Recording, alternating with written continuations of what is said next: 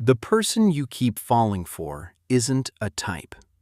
They're a pattern. And that pattern was set before you were old enough to date anyone. By the time you had your first crush, the template was already written. In 1958, a British psychiatrist named John Bowlby proposed something that would change everything we understood about love. He called it attachment theory. And it suggested that the way your caregiver responded to you in your first years of life became the blueprint for every intimate relationship you would ever have. Not your preferences, your patterns. The question isn't why you keep choosing the wrong people. The question is why the wrong people feel so right. Here's what Bowlby discovered that nobody told you. When you were an infant, your survival depended entirely on one thing: keeping your caregiver close. You couldn't feed yourself, protect yourself, or regulate your own emotions. So your brain developed an elegant solution. It learned exactly what behaviors kept that caregiver engaged, and it automated them. If crying brought comfort, you learned to cry. If crying brought punishment, you learned to suppress. If affection was unpredictable, you learned to chase it.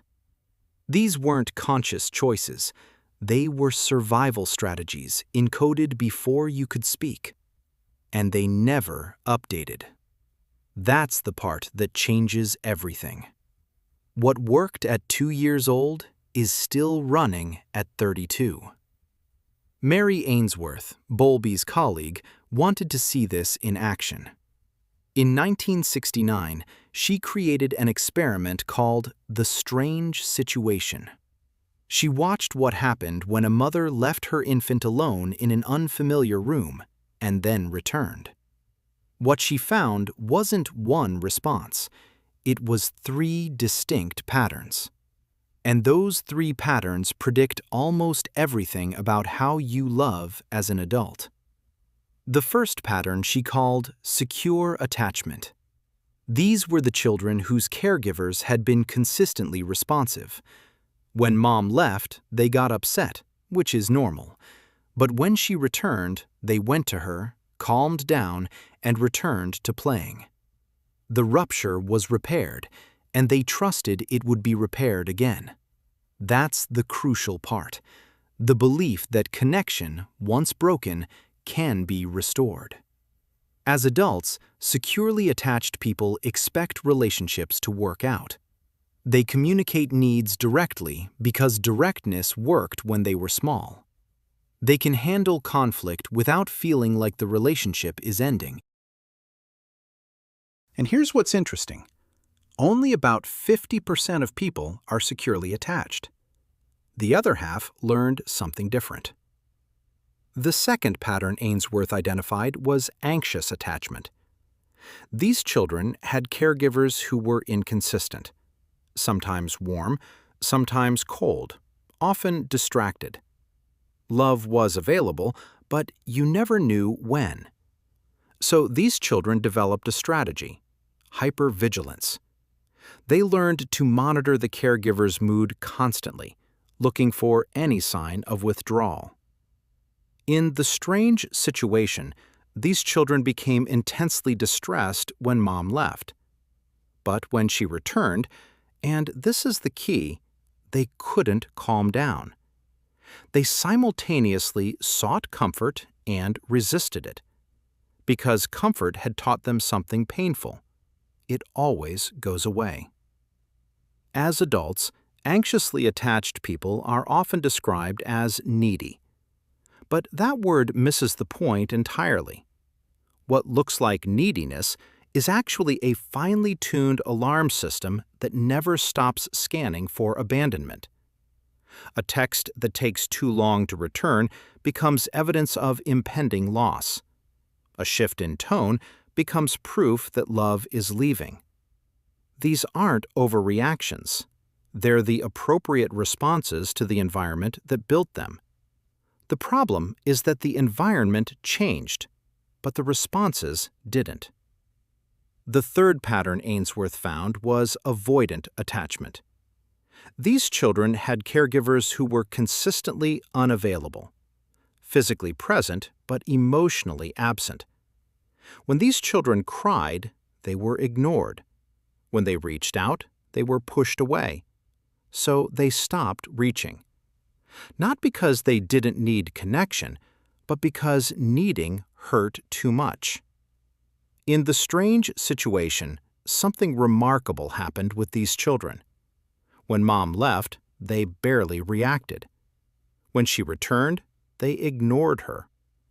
For years, researchers thought these children were resilient, that they'd learned not to need. Then someone measured their cortisol levels. Their bodies were screaming even while their faces showed nothing. They hadn't stopped needing. They'd learned to stop showing.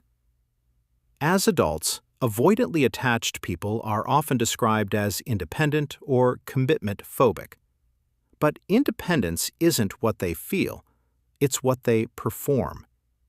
Underneath the performance, there's a 5-year-old who learned that wanting means hurting. They leave relationships before they can be left. They create distance before closeness can disappoint. They're not afraid of intimacy. They're protecting themselves from its inevitable withdrawal. Now, here's where it gets complicated. Anxious and avoidant attachment are opposites, but they're drawn to each other with almost gravitational force. The anxious person mistakes emotional unavailability for mysteriousness. The avoidant person mistakes clinginess for passion. And both feel something they recognize, not as love, but as familiar. That feeling of familiarity is the trap.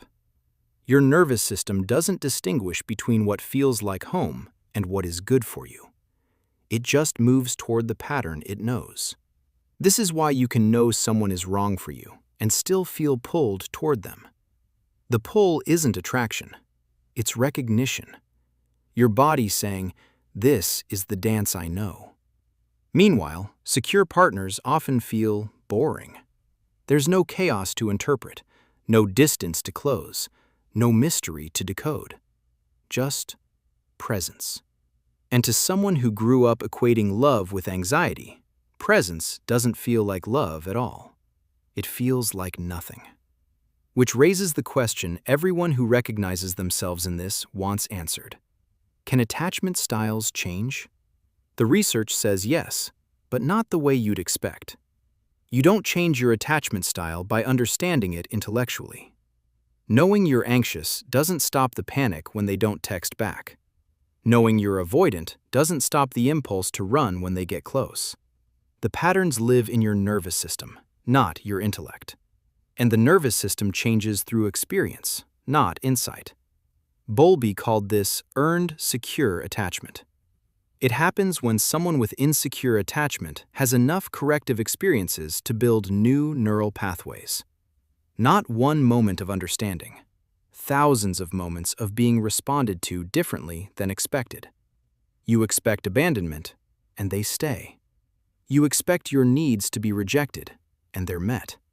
You expect closeness to suffocate, and it doesn't. Each time the expectation is violated, the old wiring weakens slightly, and new wiring starts to form. This is why therapy works, not because of advice, but because of the relationship itself. A good therapist offers what many insecurely attached people never had: consistent, boundaried responsiveness. You show up messy, and they don't leave. You push them away, and they don't go. You need too much, and they don't withdraw. This is called a corrective emotional experience, and it's the only thing that actually rewrites the template. But here's what nobody tells you about this process. Secure relationships don't feel good at first if you're not used to them. They feel wrong, too easy, too calm, too boring. The anxious person misses the adrenaline they mistook for passion. The avoidant person mistakes safety for suffocation. Both have to tolerate feeling wrong in order to eventually feel right. That's the uncomfortable truth about healing. It doesn't feel like healing. It feels like something is missing. It feels like the spark is gone. It feels like you're settling. But what you're actually feeling is the absence of the wound you confused with love. The absence of the anxiety you mistook for chemistry. The absence of the chase you mistook for desire. There's a name researchers use for this disorienting period: the window of tolerance. It's the range of emotional intensity within which you can stay present and regulated. People with insecure attachment have a very narrow window. Small ruptures feel catastrophic. Small connection feels overwhelming. The work of earned security is widening that window, slowly, through repetition, through risk. Learning to tolerate more intimacy without fleeing. Learning to tolerate more distance without panicking. Learning that conflict doesn't mean endings. Learning that endings don't mean destruction. This is the slow, unsexy work of changing how you love. It's not dramatic. It's not romantic in the way movies taught you romance looks. It's showing up for the 1,000th time to someone who keeps showing up for you. And slowly, quietly, letting that teach your nervous system something new. The template that was written before you could speak can be rewritten, but not by thinking about it, by living something different. The person you keep falling for was never the problem. It was the part of you that still believes you only deserve what's familiar.